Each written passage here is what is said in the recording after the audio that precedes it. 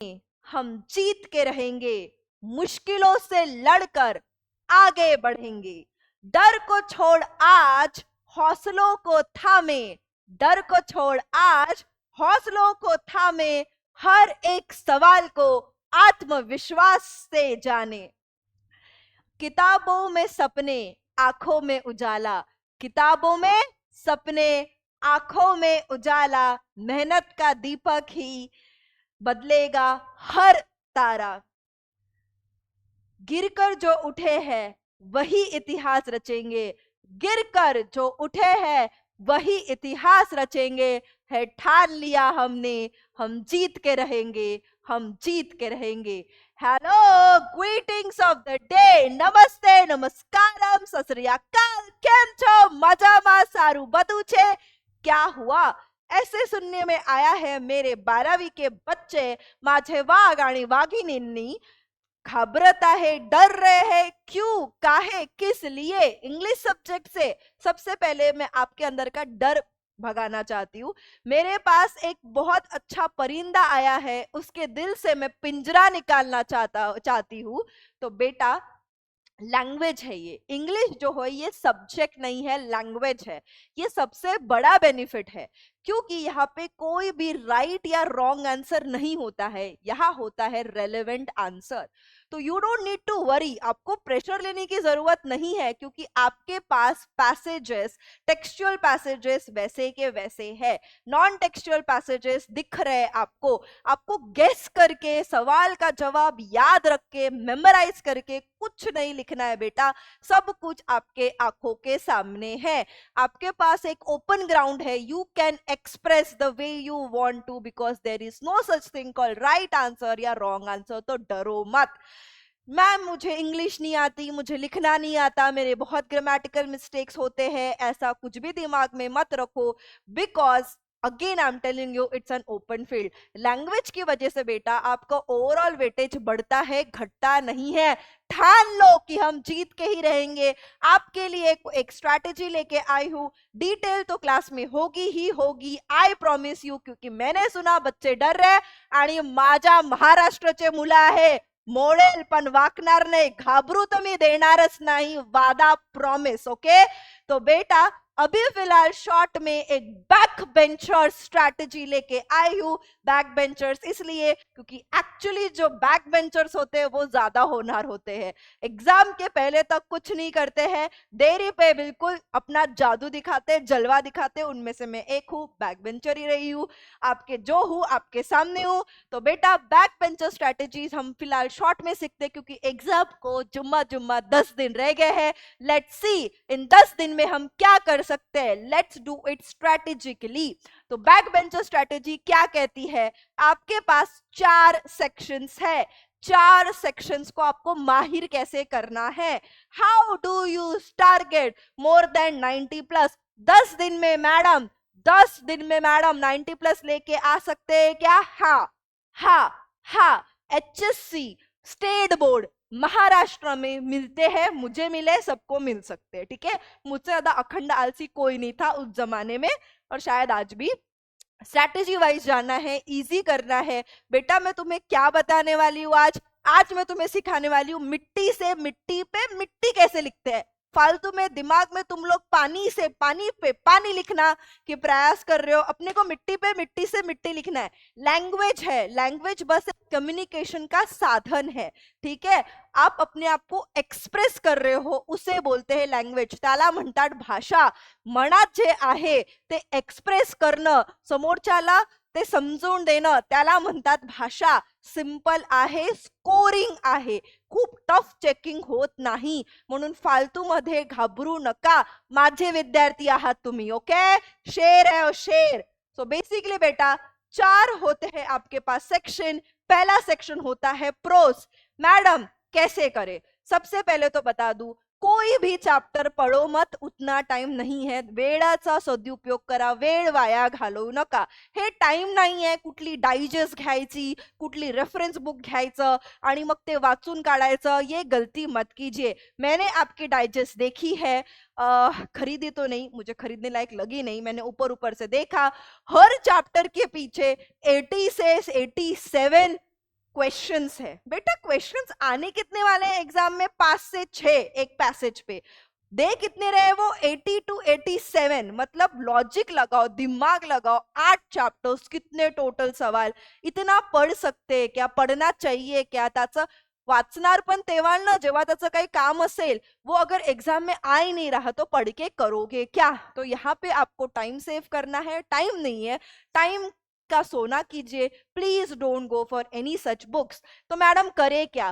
Pros में हर pros की, हर lesson की, हर चैप्टर की आपको डिटेल समरी पता होनी चाहिए। जैसे फिल्म की पता होती है।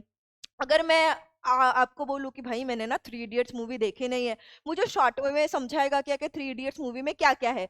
तुम बिना कुछ इंपॉर्टेंट छोड़े सब एक्सप्लेन कर दोगे मुझे। वो 3 घंटे की मूवी आप मुझे बहुत हो गया तो 7 मिनट में डिटेल में समझा के खत्म कर दोगे।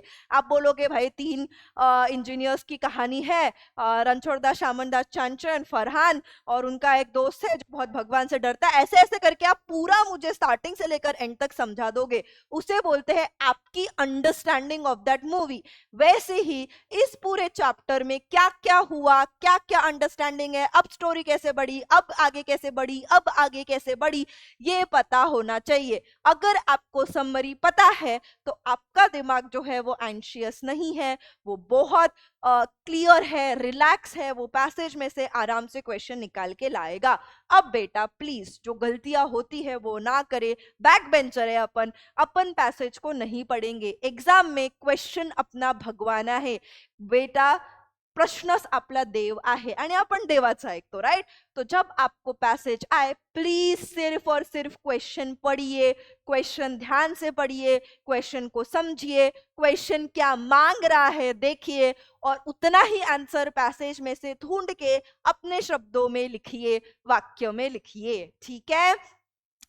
ओके, सो टोटल कितना प्रोस में क्या पता होना चाहिए? Detail summary. मैडम उतनी भी मेहनत नहीं करनी हमको, आप बताओ डिटेल समरी। डिटेल समरी में मत बताओ, आप पूरी फिल्म सुना दो हमें, हम सोच लेंगे हमें क्या क्या याद रखना है। प्रॉमिस एक रिवीजन सीरीज होने वाली है, अलग से होने वाली है, जो अब तक नहीं हुई वो होगी, क्योंकि अब है एग्जाम का घमासान। तो बेटा एक अभी बस पास में एक सीरीज आने वाली है जिसमें मैं सारे प्रोज को आपको डिटेल में समझाऊंगी। आपको बस पॉपकॉर्न लेके उसको कहानी की तरह सुन लेना है और बस हे झालो तो या चैप्टर मध्ये हे झालो तो डिटेल समरी। ठीक है? तो बेसिकली कितने टोटल चैप्टर्स है, कितने टोटल प्रोसेस है? 8। आठों की आपको डिटेल समरी पता होनी चाहिए, सारांश पता होना चाहिए, कहानी पता होनी चाहिए। उसके बाद जो आपका स्कोरिंग है वो आप नेगेटिव पे लेके जाते हो। पर्सनल रिस्पॉन्स क्वेश्चन बेटा, हर पैसेज में आपको पर्सनल रिस्पॉन्स क्वेश्चंस पूछे जाने वाले हैं। अब आप क्या करते हो? उसका आंसर आप पैसेज में से ढूंढना शुरू करते हो। No no no no no no no no no no no no no no no, ये आपको अपने हिसाब से लिखना है। मैडम इस क्वेश्चन को कैसे पहचाने? लिखा रहता है व्हाट डू यू थिंक, असं सुरू होतं तो प्रश्न।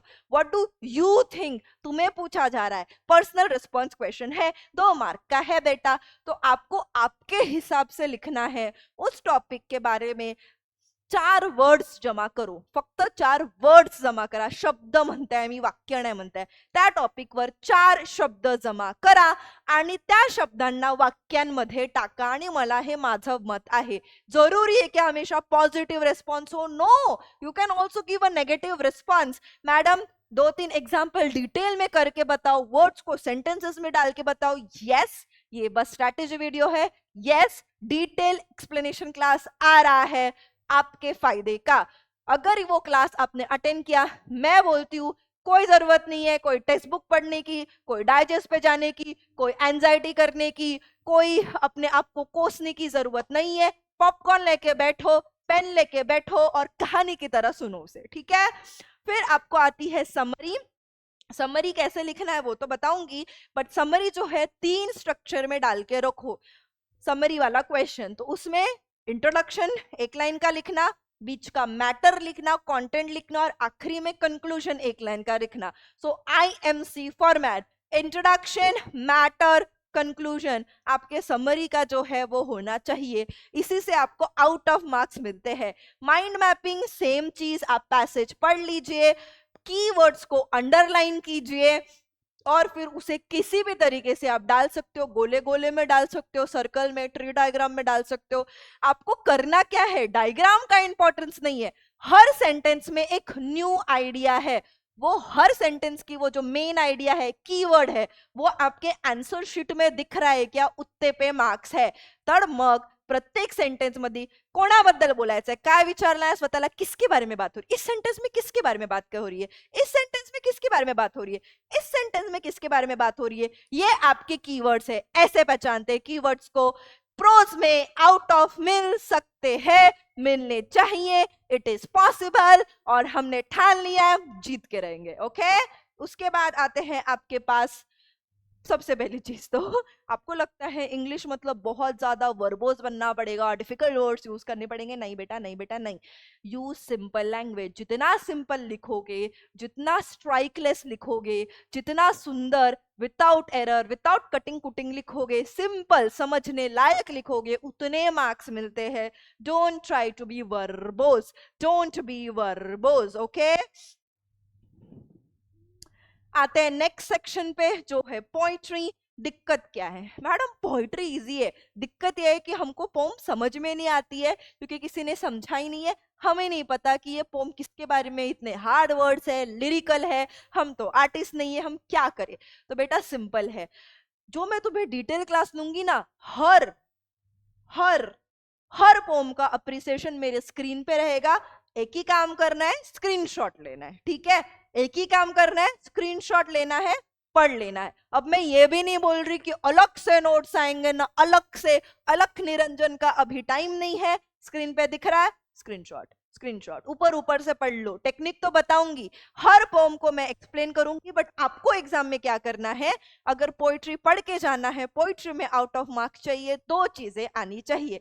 पहली चीज जो आनी चाहिए आपको वो है सेंट्रल थीम, यानी जो ये पोम है ये किसके बारे में है, कशाबद्दल आहे, क्या है। एक छोटा बच्चा मून से बातें कर रहा है क्या, चांद से बातें कर रहा है क्या, उसकी चांदनी मांग रहा है क्या, क्योंकि वो चाहता है कि उसके पापा जल्दी घर पे आ जाए। उसके पापा शहर में काम करते हैं, तो वो विलेज में रहता है, तो उनको दिक्कत ना आए अंधेरे में, इसलिए रोशनी हो, इसलिए वो चांद से चांदनी मांग रहा है क्या।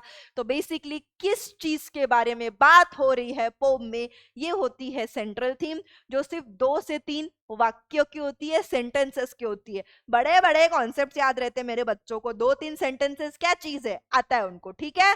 और अप्रिसिएशन का क्वेश्चन 101% आएगा। अप्रिसिएशन जो है वो 5 पॉइंट्स में लिखा जाता है। हर पोम का अप्रिसिएशन जब रिवीजन का क्लास होगा उसमें डिटेल में बताऊंगी, बट यहाँ पे स्ट्रैटेजी बताई जा रही है आपको बेटा अप्रिसिएशन के लिए। तो टाइटल लिखना है, अनफॉर्चुनेटली, दुर्भाग्यवश आपको 10th में पोम का टाइटल दिया जाता था, पोइट का नाम दिया जाता था, यहाँ पे नहीं दिया जाएगा, तो आपको लर्न करना है, ठीक है। तो अगर मैं तुमको अप्रिसिएशन रटा रटाया दे रही हूँ तो तुमको तो याद ही रहेगा ना। तो तुम्हें टाइटल लिखना है, पोइट का नाम लिखना है, सेंट्रल आइडिया लिखना है, मतलब पोम किस बारे में है, 2 से 3 वाक्य लिखने हैं। फिर आपको लिखना है लिटरेरी डिवाइसेस में राइम स्कीम, ABC, BCC वो भी सिखाऊंगी। और फिर आपको लिखने हैं figures of speech. Simple strategy दे रही हूं, हर पोम उठाओ, आपका टेक्स्ट बुक उठाओ, बाजू में जो इंडेक्स पेज है वो उठाओ, पोम के बाजू में डैश डाल दो, और हर पोम में कौन से 3 फिगर ऑफ स्पीच है वो लिख दो और लर्न कर लो, मेमोराइज कर लो। या वाला पोम मध्ये, या वाला कवितेमध्ये हे 3 फिगर ऑफ स्पीच आहे, या वाला कवितेमध्ये हे 3 फिगर ऑफ स्पीच आहे। क्योंकि टाइम नहीं है तो इजी वर्क करो, स्मार्ट वर्क करो। वैसे तो दे रही हूं बट ऐसे आपको स्ट्रैटेजी बता रही हूं, अलग से ढूंढने की जरूरत नहीं पड़ेगी, अलग से ढूंढने की जरूरत नहीं पड़ेगी। Just write down figures of speech beside the poem when you memorise it, ठीक है। फिर आपको स्पेशल फीचर्स लिखने की, रीडर्स को ये पोम क्यों अच्छी लगेगी। हर पोम में line copy paste, this poem is written in simple language, easy to understand, hence readers will like it। ये पहला sentence copy paste, this poem is written in simple language, easy to understand, thus readers will like it। Full stop. दूसरा वाक्य theme से उठाओ, जो theme आपने लिख के रखी थी उसमें से उठा दो, खत्म करो। Why I like this poem लिखो, I like this poem because, और कोई पर्सनल रीजन दे दो। अब फेवरेट लाइन लिखना कंपलसरी नहीं है, लिखनी है तो लिखो, वरना छटाक भर मार्क्स नहीं है उस पे, ठीक है। This is how you conquer poem. आते हैं राइटिंग स्किल्स पे। गलत चीज आप जो करते हो, 12 राइटिंग स्किल्स है, 12 के 12 देखने जाते हो, 12 के 12 सैंपल्स पढ़ने जाते हो, रेफरेंसेस देखने, ये नहीं करते बेटा, ये नहीं करते, ये बहुत ही गलत बात है, ठीक है ना।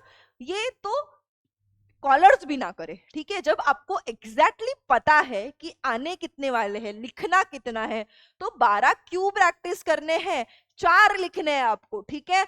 तो 4 की ऐसी प्रैक्टिस करो, ऐसी प्रैक्टिस करो कि वही उसी का क्वेश्चन देखूंगा एग्जाम में, बाकी किसी के क्वेश्चन पढ़ने में नहीं जाऊंगा, टाइम भी वेस्ट नहीं करूंगा, वही लिख के आऊंगा और बिल्कुल सही लिख के आऊंगा। 4 में से 3.5 आपको आराम से देते हैं। अब बेटा राइटिंग स्किल में अगर आपने प्रॉपर लिखा, फॉर्मेट और कंटेंट बराबर है, तो हो गया, डन। हमको आधा मार्क कटना ही पड़ता है, वो रूल है, बट बेटा वो 3.5 जब वापस काउंट किया जाता है ओवरऑल में, तो 3.5 ऑटोमेटिकली 4 बन जाता है, सो इट बिकम्स इजी। पहले सेक्शन में राइटिंग स्किल्स के आपको यू हैव टू मास्टर 12 में से 4, ओके। अब पहले क्वेश्चन में आपको वर्चुअल मैसेज लिखना होता है, या एसओपी लिखनी होती है, या जीडी करना होता है, ग्रुप डिस्कशन। मेरा वोट जाएगा वर्चुअल मैसेज को, क्यों, क्योंकि वो शॉर्ट में लिखना है, शॉर्ट में लिखना है। 4 सेंटेंसेस बहुत हो गए, मतलब बहुत ही ज्यादा हो गए, ठीक है। उसमें बहुत बड़ा फॉर्मॅट नाही आहे, 4 वाक्य लिहायचं, आतापर्यंत एवढं लिहिलं आहे, तर 4 वाक्य कोणती मोठी गोष्ट आहे, तो ये इजी है, टाइम सेविंग है, मार्क्स गेनिंग है, तो इस ये कर लो, ये इतना सटीक करो। मैं क्लास में सिखा रही हूँ, मैराथन में सिखाया है, वापस रिवाइज करके दूंगी, डिटेल में कराऊंगी, बट बेटा गांठ बांध लो कि यही करूंगा, इतना अच्छे से प्रैक्टिस करूंगा, इतने सैंपल्स देख के जाऊंगा कि यही लिख के आऊंगा और इस पे बाजी मार के जाऊंगा, क्योंकि जीतेंगे तो हम ही जीतेंगे, ठान लिया हमने, ओके। सेकंड में आपको चॉइस है, ईमेल लिखो या रिपोर्ट लिखो या इंटरव्यू लिखो। मेरा वोट ईमेल को जाएगा, क्योंकि ईमेल इजी है। अगर आपको लेटर लिखना आता है, 10वीं में लेटर लिखा है, सबने लिखा है, कंपलसरी लिखा है, तो वही फॉर्मेट, वही चीजें ईमेल में फॉलो करनी है। रादर ईमेल ज्यादा शॉर्ट लिखना होता है, तो ईमेल ज्यादा इजी है। हाँ, किसी बच्चे को जाना है तो इंटरव्यू क्वेश्चंस पे जा सकते हैं, but I would go for email, ठीक है। फिर आते हैं 3 में, speech, expansion of idea, comparing. आप दोनों में से कोई एक करो, या तो स्पीच या तो एक्सपेंशन ऑफ आइडिया। मैं जब 12वीं में थी तो मैं एक्सपेंशन ऑफ आइडिया पे गई थी, इजी था, 3 ही पैराग्राफ में लिखना था, फर्स्ट पैराग्राफ में मेहनत करनी थी, बाकी 2 पैराग्राफ में रिलेवेंट एग्जांपल से एक्सप्लेन करना था। बट आप चाहो तो स्पीच भी लिख सकते हो, क्योंकि उसमें फिक्स्ड टेम्पलेट है जो मैं दे दूंगी, तो आपको ये बस दोनों में से कोई एक आप डिसाइड करके जाओ। यहाँ पे रिव्यू है, ब्लॉग है, अपील है, गो फॉर रिव्यू, क्योंकि इसका भी फिक्स्ड फॉर्मेट आता है, किसी ने बोला नहीं है, दोनों में से कोई एक ही आएगा। या तो अपनी फेवरेट बुक रिव्यू करो, या तो अपनी फेवरेट फिल्म रिव्यू करो। तो दोघांचे 2-2 सॅम्पल वाचून जायचे, दोघांमधून एकच येणार आहे, कॉपी पेस्ट। मैंने कंटेंट मेमोराइज करने के लिए भी नहीं बोला, ऊपर ऊपर से पढ़ लो, ताकि आपको पता चले ओके ये लिख सकते हैं और लिख के आना है, दैट्स इट। तो राइटिंग स्किल्स में भी फुल मार्क्स मिलते हैं, एटलीस्ट कुछ नहीं तो बेटा 4 4 जा 16, तो बेटा 4 4 जा 16 में से अपने को इजीली 14 मार्क्स मिल सकते हैं, प्रॉपर स्ट्रेटेजी वाइज जाओ, ठीक है। अब आखिरी में है आपके पास नॉवेल्स। पता नहीं क्यों नॉवेल्स ने मेरे बच्चों को फालतू में परेशान करके रखा है। उनकी ट्रेनर राइटर है, ऑथर है, और बच्चे मेरे डर रहे हैं नॉवेल से।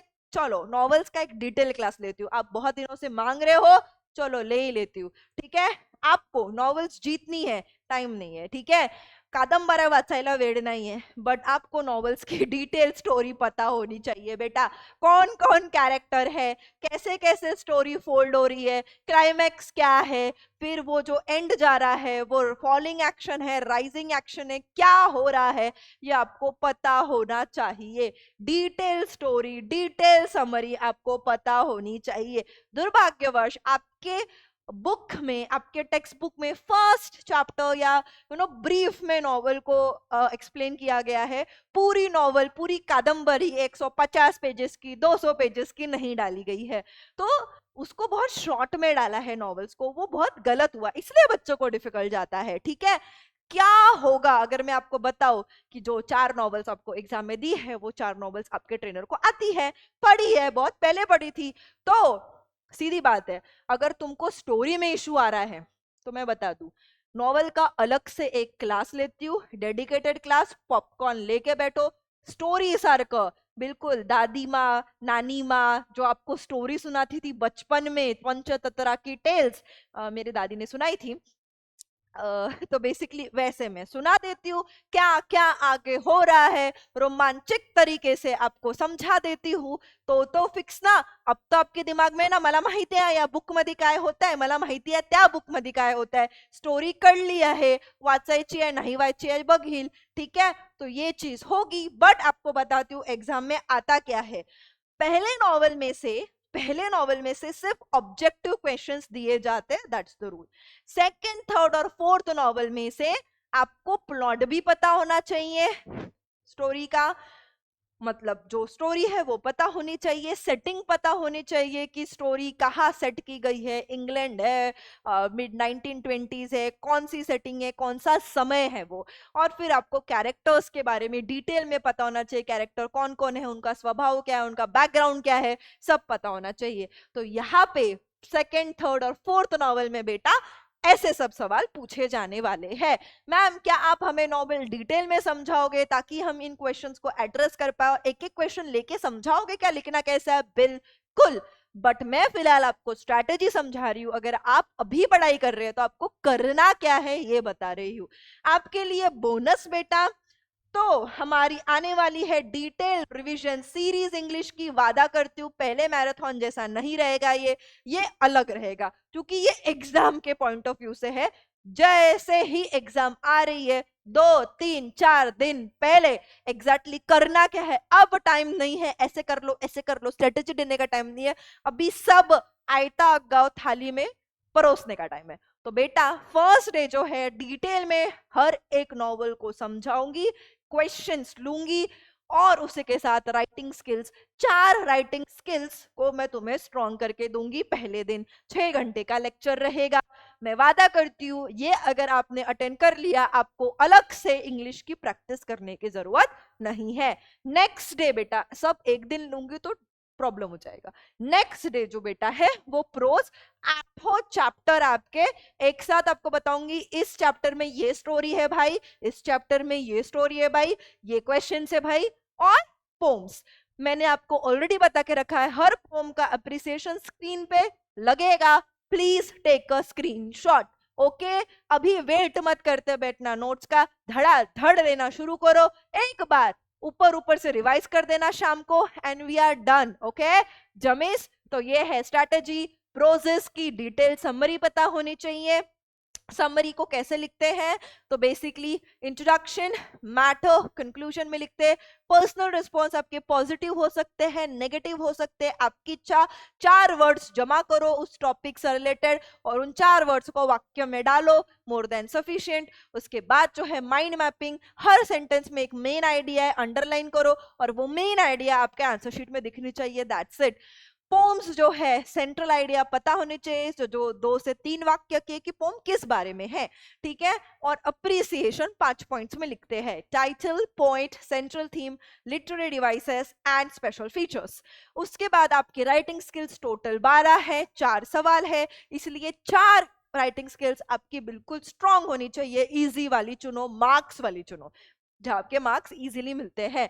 आखिरी नॉवेल्स, हर नॉवेल की डिटेल स्टोरी पता होनी चाहिए, प्लॉट, सेटिंग, कैरेक्टर सब पता होना चाहिए, उनका बैकग्राउंड पता होना चाहिए, नॉवेल में आगे क्या क्या हो रहे हैं, स्टोरी कैसे अनफोल्ड हो रही है पता होनी चाहिए, मैं खुद बताऊंगी। और बेसिकली फर्स्ट नॉवेल से सिर्फ ऑब्जेक्टिव क्वेश्चंस आएंगे, बाकी तीनों नॉवेल से डिटेल क्वेश्चंस आएंगे, that be all. Okay don't worry, I am there for you. Revision series बिल्कुल बिल्कुल अटेंड करनी है, let's do it, let's rock it, let's do it. Okay, जय महाराष्ट्र। ऑल द बेस्ट बच्चों, आई नो अब बहुत अच्छा एग्जाम छुड़ा के आओगे। Bye bye.